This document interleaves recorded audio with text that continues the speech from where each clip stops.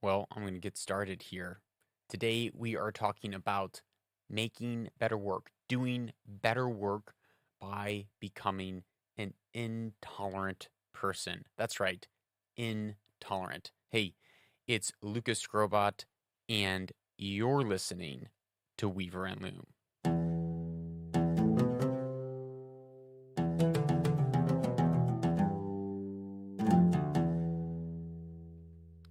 And welcome back to Weaver and Loom Own the Future. This is episode 127, and I'm doing things a little bit differently today as we are actually live here on Instagram and on YouTube. And so this is the first time we're doing it live. Hey to everyone who has joined. MashaAllah, so many of you. Salam alaikum. If you have any questions about this episode or any other episode, please ask them throughout the episode, and hopefully, I will be able to get back to them at the end of the episode and answer them for you live, and will also show up live on the podcast. So that's kind of cool. So we'll see if you guys like this format or not, and hopefully you do. I'm already beginning to like it. I'm a little nervous, but that's good. It's good. So today we are talking about how we can do better work, how to make better work through becoming an intolerant person, through becoming intolerant. That's right. I know it's stuck for a law. We're supposed to be tolerant and loving and caring. And this thought of being intolerant is a crazy notion, but let me explain. So, first off, the thesis today is how to do better work. Well, first, we have to recognize that better work doesn't just happen. We don't just wake up and all of a sudden we have better work. As we've talked about on the previous episode, we are always moving in a direction. When we stop to deliberate, we've actually took action. We've actually made a choice, and that action, that choice will further perpetuate us down a road of a certain action. So I wanted to bring this up today because often I think to myself, and I tell myself this story, that as I grow older, I think that I will automatically get better. I think that my bad habits will automatically go away and I'll grow in better habits. But that's just not the truth. For instance, I am organizationally challenged. I am. I am great with organizing my thoughts. I'm great with organizing my ideas, but I'm not so great in organizing the files on my computer or great at organizing the cables and cords in my closet. And actually, as I've grown older, my organization gets worse and worse and worse. I've actually grown more and more tolerant of my bad ideas because I don't prioritize organization. I have a hierarchy in my life and in my mind, and I've prioritized other things besides organization. So that slips down into the priority list, and chaos begins to ensue in the life around me, in my life around me. But I always say this, and it's not true. It's keep having birthdays. Just year after year, plug away. If you just keep having birthdays, you're going to grow into the person that you want to become. But that's not necessarily true. It's like saying just keep putting in the reps. But if you are in a sport, or you are a musician, or you're an artist, and you're putting in the reps day in, day out, but you're not analyzing the quality of those reps, you're not recognizing if those reps are good, you're not recognizing if those reps are actually being done in the right way, you could easily be doing reps thinking that you're getting better when actually over time you are getting worse. Your muscle memory, you're programming the wrong things into your muscle memory. So, how do we do better work? Well, to answer that question, we have to define the word and the term better. And in order to know what better work is, we have to understand who our work's for and what our work's for. And we've talked about this on the podcast before. Who is our work for? Who is our craft for? Who is our words for or art for? our leadership for? And what is it for? What is the outcome that we are looking and trying to achieve? Second, once we've figured out who and what we're building, who we're building it for and what we're building, we then are able to figure out how to put the pieces together. And at that point, once we know what our goal is, where we're going, we can then begin to build a spec and begin to build for someone and something rather than anyone or anything. And oftentimes, intolerance comes into our work, into our leadership, into our parenting when we generalize our work. When instead of being specific and saying, actually, I didn't make this for everyone. For instance, whoever it was down here, S7NII said, let's leave. Right? Shahad said, go. Exactly. This podcast, this show isn't for everyone, but maybe it's for you. Maybe it's for someone. And I can feel confident in my delivery, even when trolls are online saying, hey, let's leave. It's like, great, this isn't for you. But you can only do that once you realize and know who it's for. And at that point, you can begin to become intolerant as you build. And as you grow intolerant, you actually become more excellent in your skill. I'll continue. So once we know where we're going, we're able to become more intolerant. We cut out tolerance and we stop accepting bad work or acceptable work or good enough work. And we do away with it. We say death to tolerance, right? Again, today, tolerance is like a buzzword that people are throwing around saying we need to be more tolerant of this and that and the other. But you don't want a bridge that is more tolerant. You don't want science or craft to be tolerant because tolerance in those terms means that things are poorly fitted together, that things are loose, that things don't have to quite match up perfectly. You don't want a bridge that you can say, yeah, it doesn't really matter how long this cord is. It will kind of hold together. No, you want everything to be precisely created and made.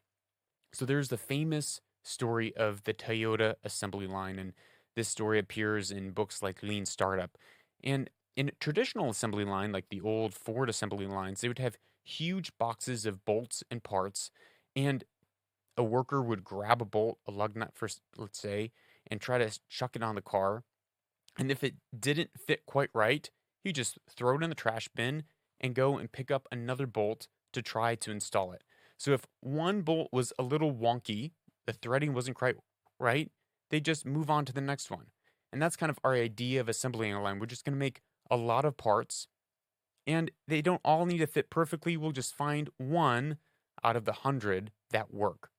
Well, these first cars that came off the assembly line had a high level of tolerance built into them, meaning that there was a pretty wide margin of error that the parts were able to have. Now, at first, you think that, well, this is great. These cars, the part doesn't have to fit perfectly, but it actually created inefficient vehicles. If bolts don't fit perfectly, they'll be a little bit loose, and it means the engine will rattle a little bit more. There's going to be more wear and tear on the car, and sooner or later, the car will break down. And parts are actually also wasted in the production of the car and in the storage of the car, and productivity goes down through having a less tolerant car. So this thinking is actually counterintuitive. So Toyota took a different approach. They said, instead of making a really tolerant car, we're going to make an intolerant car.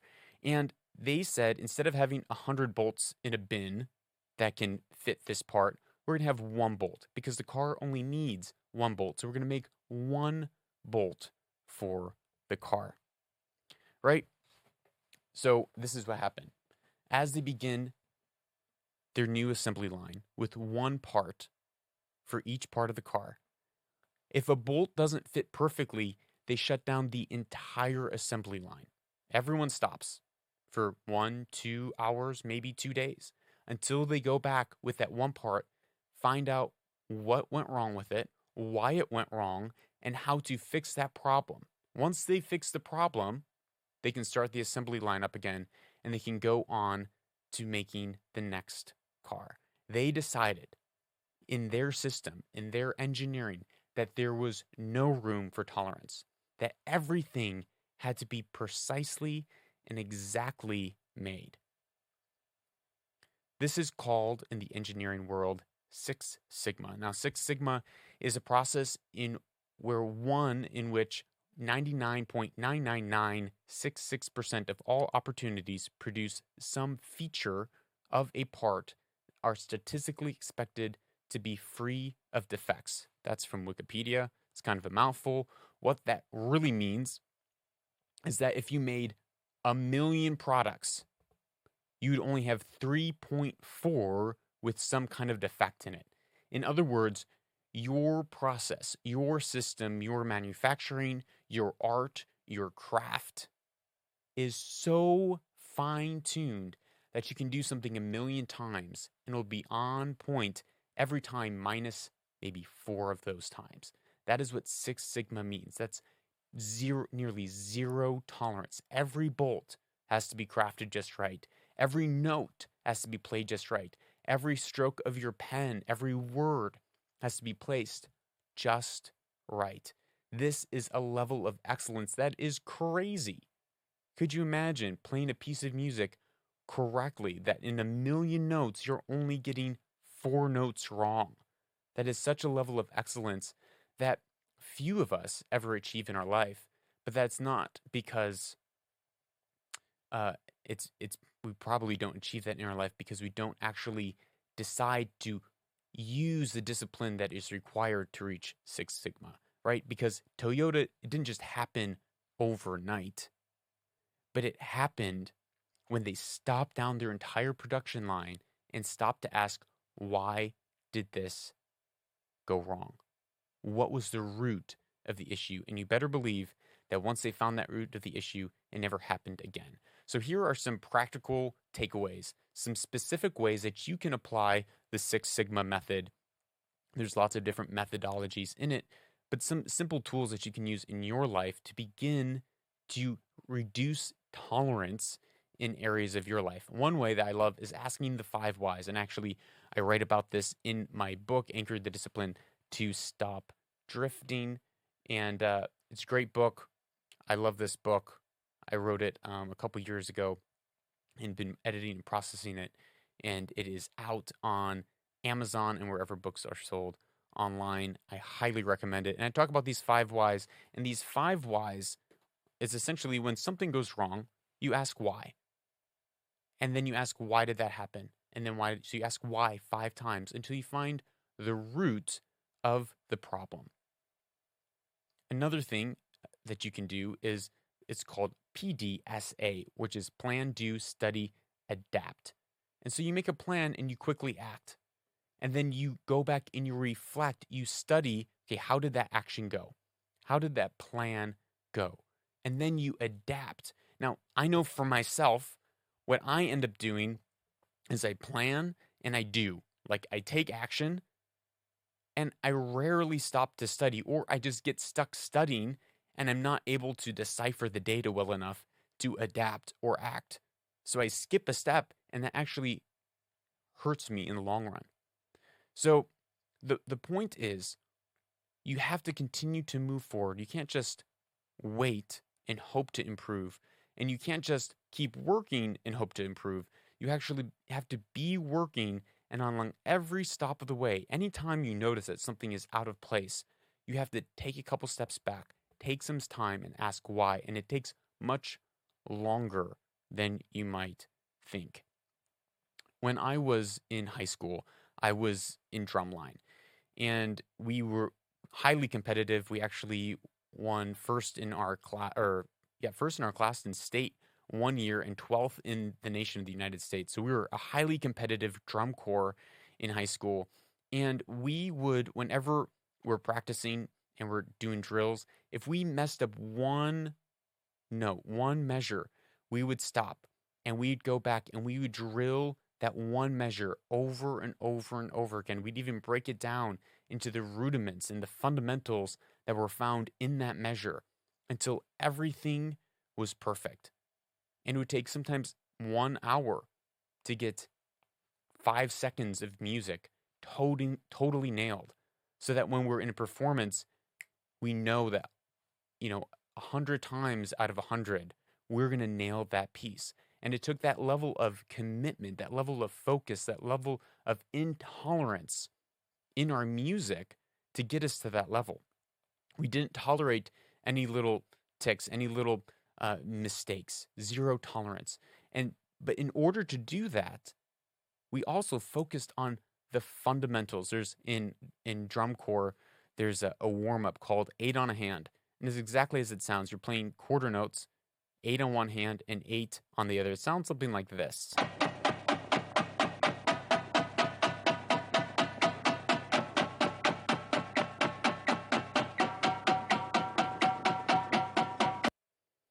Yeah.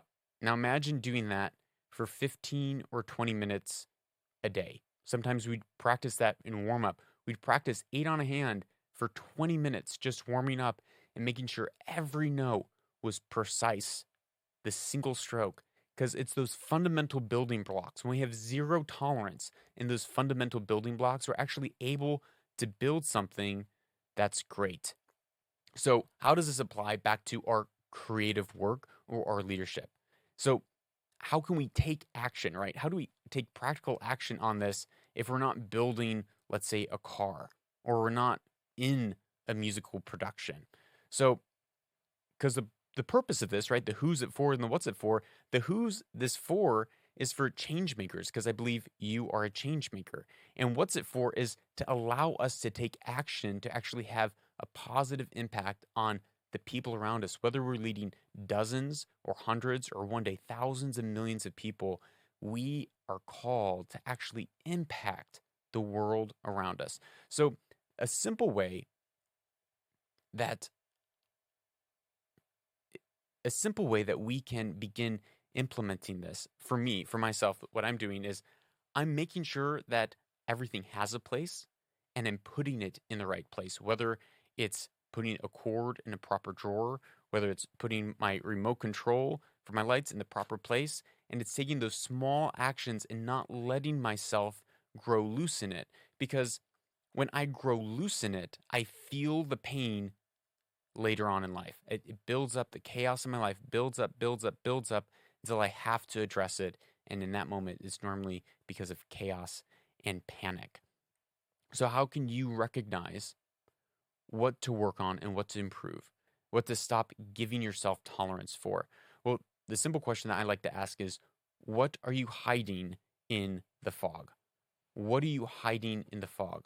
What are the subjects that you would rather ignore, or the relationships that you'd rather avoid, or the numbers or feedback or opinions that you are purposely avoiding and ignoring and stepping over? What are those things? Write those down. If there is something that you know that you are hiding in the fog, that you're purposely not paying attention to, that is probably the first thing that you should begin to pay attention to and stop giving yourself tolerance for. Stop giving yourself grace for and ignoring it in your life, because it will come back to hurt you. Another way, it's to ask yourself, what are those things that always seem to pop up and bite you at the worst times? Like getting a flat tire, or all of a sudden your engine dies because you never changed the oil. It's because you're hiding things in the dark. You're not taking care of your car properly. Maybe that's happening in your relationships. Are you not taking care of your relationships properly? So the path to better work starts there.